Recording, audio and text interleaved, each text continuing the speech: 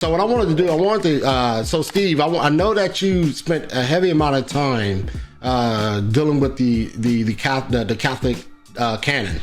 And so I wanted to see if you could sort of dive, not too exhaustively, right? But I want to see if you could dive into that a little bit and give us a rundown of what are some of the problems that you find with the Catholic canon.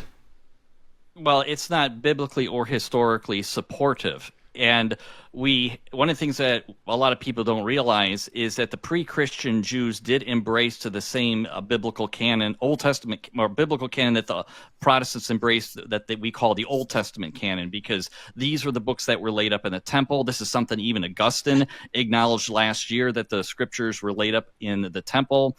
But what he didn't know is what those books were limited to. So you go back to Josephus, and he mentions an only 22-book canon that was from the time of Moses to the death of Artaxerxes, which is around 400 BC.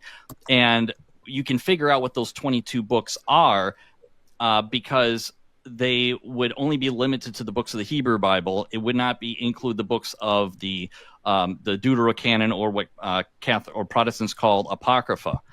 And we know that this 22 that Josephus comes from, it comes from a Greek translation of the Book of Jubilees, which is pre-Christian. It was translated from Hebrew into Greek in the first century. And so that's where this 22-book canon comes from. And then when you look in the church age, many people who mention about this 22-book canon are either identical or nearly identical to the Protestant canon, but it doesn't include the books from the Catholic Old Testament canon. There's much more I can say about that, but that's it in the nutshell.